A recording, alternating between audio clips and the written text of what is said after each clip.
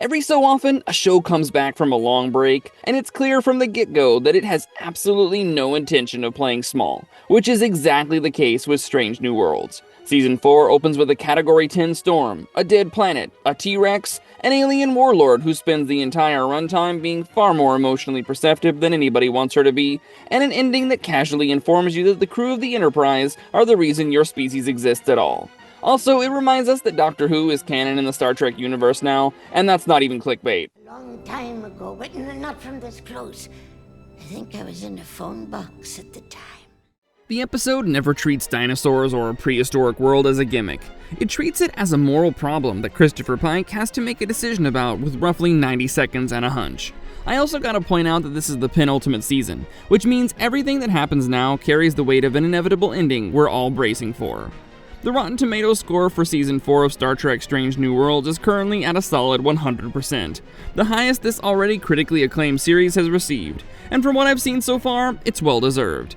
But this isn't a review video, it's a recap and a prediction one, so enough dilly-dallying and let's dive into the premiere episode of the penultimate season, titled Valles Marineris, and where the next 9 episodes are heading.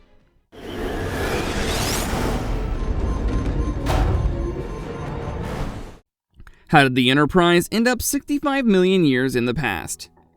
We open somewhere you wouldn't expect a Star Trek premiere to open, which is on horseback. Yes, Star Trek has horses. Pike, Lon, and Dr. Mbenga are riding out the tale of a completely routine supply run, delivering medical aid to a civilian population, and Pike has a black eye he's not keen to discuss. It's misdirection here, which is pretty smart because it looks like a cold open designed purely for the vibes, but it's actually telling you everything about where this man's head is at. Una calls them back up, and when they beam aboard, Spock is waiting in the transporter room with the flimsiest possible excuse about carrying Pike's saddle, when he's very obviously there to look at Lon in riding gear, and I don't blame him. She invites him back to her quarters, and poor Scotty, standing right there, looks like he'd rather be anywhere else in the whole galaxy. Which also means yes, that kiss between Spock and Lon at the end of Season 3 went somewhere. The story moves fast, with Una telling Pike more or less to his face that he has kept his crew running missions back-to-back for 6 solid months, and it's not because of work ethic. It's because Batel is gone and Pike has decided that the best cure for grief is to kill himself working overtime. And into the middle of this walks Admiral Robert April, with a promotion offer, Commodore, a desk, a career step-up, and Pike, being Pike, asks for time and says he'll give an answer by the end of the current mission. We know something's gotta give eventually, because we already have James Kirk in the show, but it's not giving us any confirmation yet. Anyway, back to the current mission, it's actually supposed to be the easiest thing imaginable. A Category 10 interstellar squall, nothing inhabited anywhere near it. The crew has to observe it, no biggie. And there's a throwaway line from Pelia that'll get the nerds all fired up. She mentions about having been in a phone booth at the time, which is an obvious nod to Doctor Who, though unfortunately the planned crossover fell apart. Then Uhura picks up a Federation distress call coming from inside the storm. Pike takes them in, because of course he does, and the storm swallows them whole. Systems collapse, and even though life support survives, they still need iridium to restore the rest. I am Battle Commander Cassell. We didn't attach our tethers by accident. Who are the Martians, and what did they want?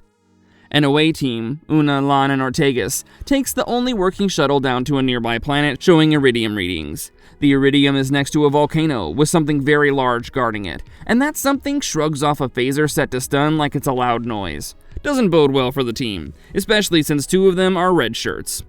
Spock, meanwhile, is on the ship and doing what he does best, running the numbers. He realizes something especially unwelcome, that they're in the Sol system, 65 million years before their own time. The nearby world is Earth. The thing that is apparently immune to phasers is a Tyrannosaurus Rex. Una handles it by luring it in and putting a shot through its soft palate, and somehow manages to clock that the animal is female. Jurassic Park flashbacks, anyone? Anyway, so the team finds their iridium fuel pod intact inside a crashed colony ship, and every hand aboard long dead. On the way out, a smaller dinosaur jumps them, and Lon, with no phaser in hand, punches it in the face hard enough that it reconsiders its evening. She even breaks her hand doing it, but doesn't seem to feel a thing. After getting back to the ship, she describes herself as focused and sharper than she's been before. When Mbenga jokes about her going off to conquer the galaxy, she doesn't laugh at all. And the good doctor and Nurse Chapel try to calm her fears about the augmented DNA inside her. Bet that'll come into play in a big way later in the season. While all this is happening, the Enterprise is caught by energy tendrils from a vessel nobody recognizes. And here we finally meet the episode's antagonist. Battle Commander Cassell is a humanoid Martian, and she considers the Enterprise legitimate war salvage. Yes, Martians exist in Star Trek, and so do dinosaurs. This episode is such a treat. So Cassell's people have no warp drive and no transporters, but they phase through solid walls like it's nothing. I'm glad they didn't make them a more primitive version of Starfleet with different outfits, and this ability makes them feel seriously alien. The Martians are at war with an insectoid species called the Doldrum, who once released a ship onto the surface of Mars and killed around 2 million Martians. We're then told that the impact left behind is the canyon system the episode is named after, which is just fantastic background behind the episode title. And in case you forgot what Pike's been dealing with, he tries to convince Cassell that planets are stronger as a team, not alone. In a moment of translation confusion, she feels sorry for him instead, and then explains herself, telling him that her people have a dozen unique terms for alone, based on tone and pitch, and his pronunciation sounded like he's a recent widower, which isn't accurate, as we know. In our future, there is no fifth planet. Why did Pike let an entire planet die? Cassell gets access to the Enterprise computer and finds out what the state of Mars is in the present. And it ain't good. It's in fact very bad, because the planet is now barren and dead, and there's nothing left of her civilization but a scar visible from orbit. She takes that as a betrayal, and she takes the ship's antimatter fuel cell with it, converting it into a weapon and aiming it at the Doldrum homeworld, the fifth planet, sitting between Mars and Jupiter. The Enterprise gives chase, because the captain doesn't just sit and watch a genocide happen no matter what. But then the episode gives us another shock. At the last possible moment, Pike calls off the chase. That's right, he doesn't stop her. He lets her do it, because he's worked something out. In his own century, there is no fifth planet between Mars and Jupiter. Cassell destroys the Doldrum world, and the Martian's own ship goes down with it. The ending explained. The Enterprise built the Federation. Now, this is something that'll have people talking for a long time yet. The blast wave releases exactly the supernova scale energy needed to snap the quantum anchor holding the Enterprise in the past. Ortegas flies straight into it, and they come home to find Starfleet and the Federation exactly as they left them. Then Spock lays it all out for the crew and for us, because of course he does, and we find out that the debris from the shattered fifth planet became the asteroid belt. And it's a piece of that became the asteroid that struck Earth and ended the dinosaurs that we already know about. The gravitational reshuffle nudged the orbits of Mars and Earth, which is why Mars dried out and why Earth cooled just enough for mammals to inherit the place. And that distress call that pulled them into the storm in the first place, that was the Enterprise's own warning buoy. If that's not the loop closing neatly, I don't know what is.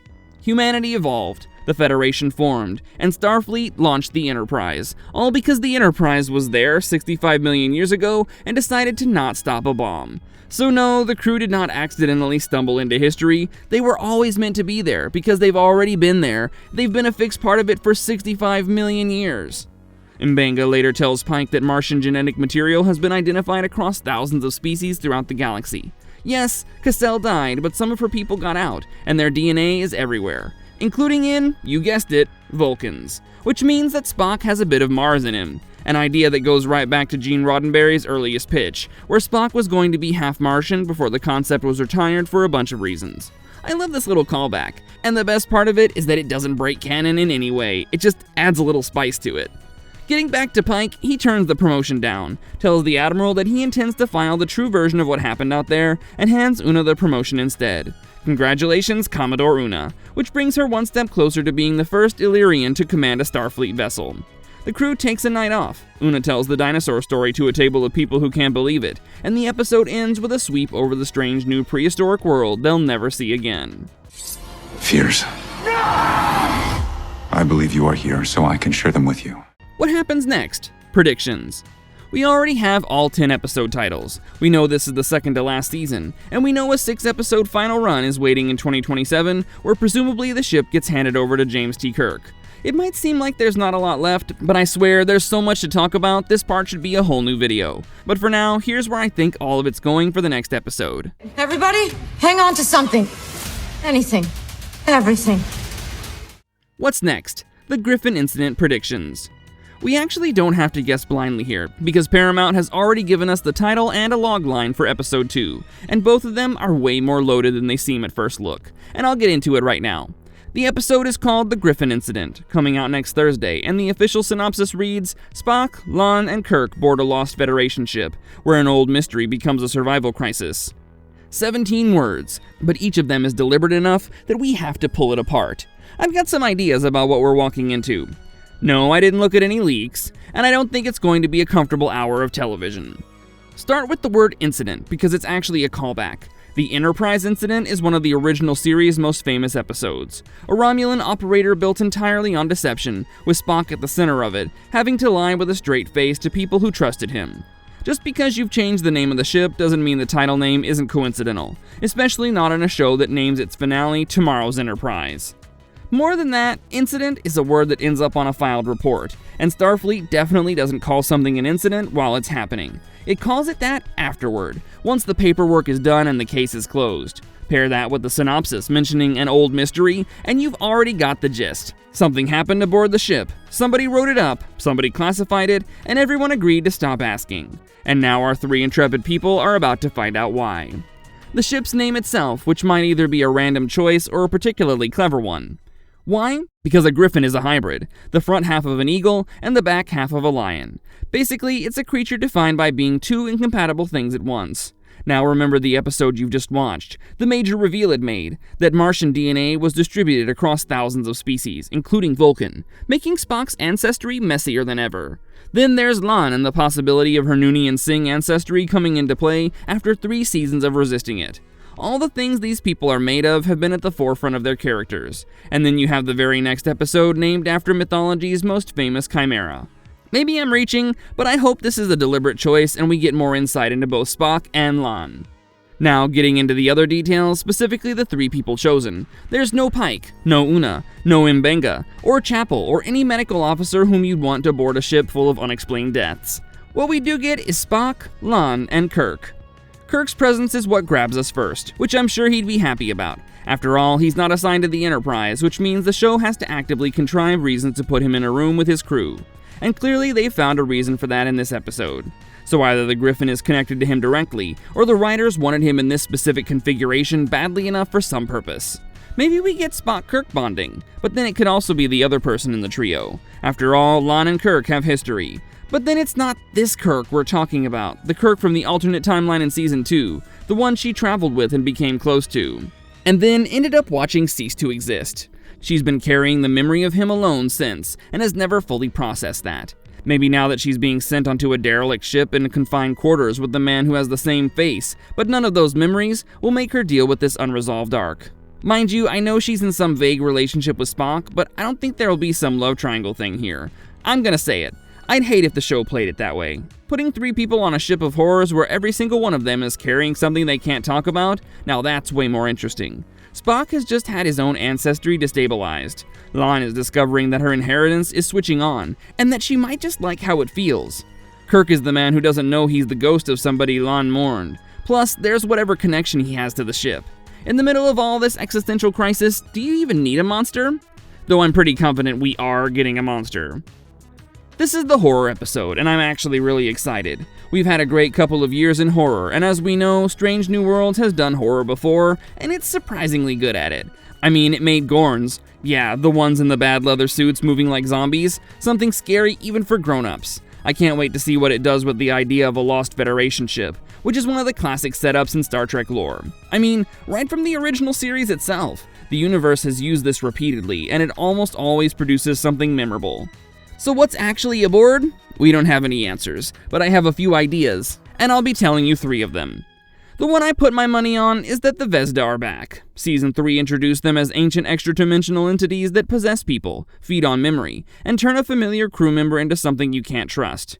And crucially, they were never fully dealt with. In fact, I'm sure you remember that one of them ended up inside the Enterprise's own transporter system, which is about as much of a loaded gun as a writer's room can leave on the mantelpiece. An abandoned ship where an old mystery becomes a survival crisis is exactly the kind of story where you discover the Griffin ran into one of these small monsters years ago, and it's still there, and now is pretty stoked to have visitors. The premiere also went out of its way to remind us that a ship with a distress signal can be a trap that lures people, so don't be surprised if that happens a second time. The other obvious candidate is the Gorn, which is also the boring one. A Federation ship going quiet, everyone gone and apparently no bodies anywhere. That's the Gorn MO, we all know. If this mystery does turn out to be a Gorn incursion that Starfleet buried to avoid a panic, that would explain why it's called an incident. And it would explain why Lon, the person with the most personal history with the Gorns in Starfleet, is on the team.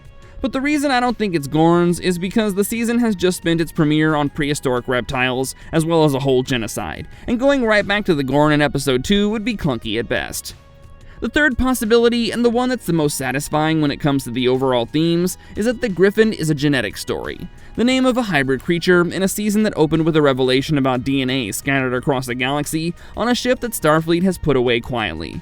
Federation law on genetic modification has been a live wire on this show since season 1, and it nearly destroyed Una's career. A ship that had the results of something Starfleet was not supposed to be doing, now that's a brave follow-up to a premiere episode about genocide. Did you notice that the logline mentions a survival crisis? It doesn't say that they investigate a mystery or find secrets. No, it specifically says an old mystery becomes a survival crisis. Clearly, they go in to look at something historical, and partway through, that same something starts trying to kill them.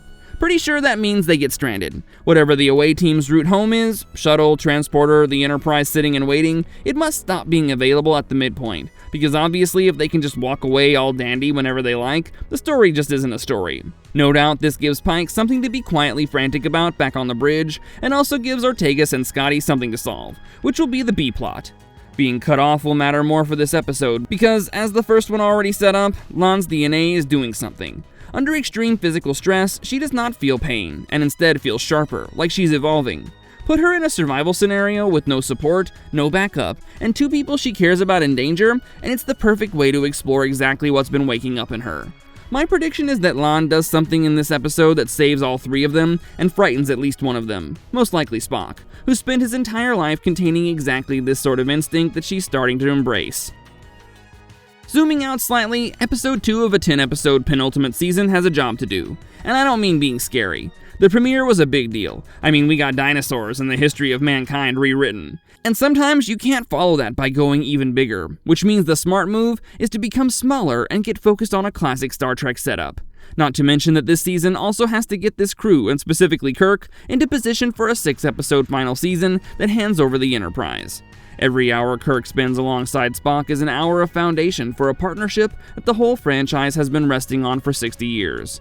If the Griffin Incident is the episode where Spock and Kirk first rely on each other under pressure, not as colleagues on a bridge, but as 2 men dependent on each other to stay alive in the dark, then that's maybe the most important thing any episode in this season can do.